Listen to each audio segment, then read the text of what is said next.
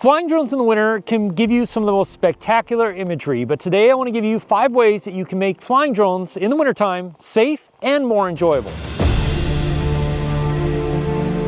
Tip number 1 is you want to let the drone acclimate. Now, it's important to note that you don't want to let your batteries acclimate to the temperature. You want to let the drone acclimate to the temperature. And the reason for that is this.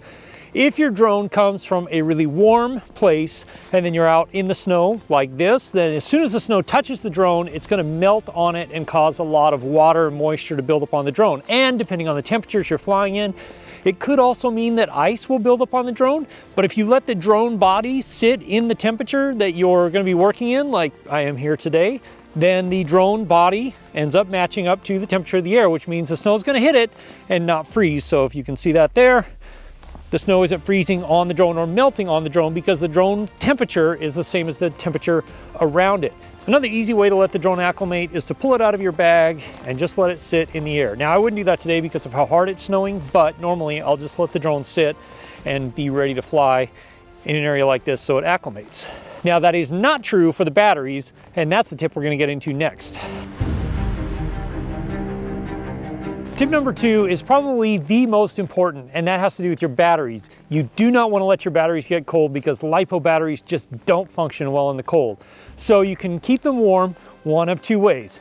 If you're inside a car, keep them warm in the car by keeping them where the heat is coming out of the car, or when I'm out hiking, you can also use these little battery operated warmers or hand warmers that you buy, like these.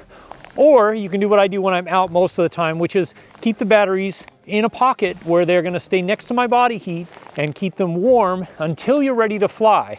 Now, once you start flying, the batteries will get warm because they're pulling off voltage, and that's how LiPo batteries work. But it's important to keep them warm before you start flying to get the best performance out of them. Tip number 3 has to do more with your comfort and my comfort than anything else. Is your hands will get really cold holding onto a controller if you're like me and you like to actually have tactile feel of the sticks and be able to touch the screen. So get a good set of gloves. Now, I like these gloves from Valeray because you can pop the fingers and the thumb off, and then you have good tactile control, but your whole hand doesn't have to get cold.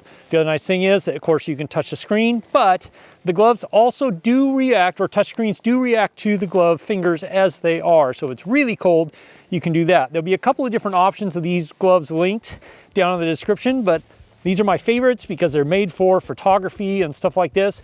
The other option is you can get a big giant transmitter mitt, but that's too big and bulky for most of what I do. So these gloves have been fantastic all winter long. Tip number 4 is you don't want to take off and launch or land on the ground because all that snow will get thrown up, blown up by the drone.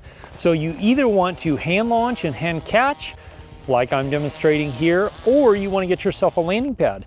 But another way that works really well that I found is if you have a backpack, like what I'm wearing today, you can set the drone down on the backpack, make a nice flat surface to be able to take off from. You're still going to want to be able to land and hand catch when you land if you do that, so a landing pad is probably best until you're comfortable with hand landing and hand launching. But doing that will help you keep the drone sensor, the camera sensor, clean, and the rest of the drone clean too from a lot of snow that'll get kicked up by the propellers. Hey, if you don't know me, my name's Jake and I create content here to help solo creators on the go. So I test and review lots of filmmaking equipment here in Alaska, and I give you tips and tutorials on how to use it.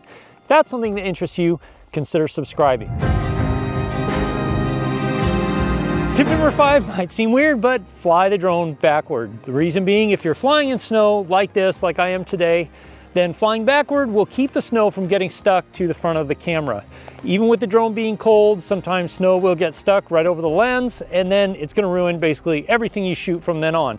Sometimes it's even hard to tell because the snow is so close to the camera, you don't clearly see it, but it'll make everything soft and sort of blown out. So if you fly backward, or maybe even just sideways, at least relative to the way the snow is coming down, it'll keep your camera clear and you'll be able to get good, clean shots no matter what kind of weather you're flying in. You're going to want to watch this video right here to learn 7 great shots that you can use to improve any drone videos.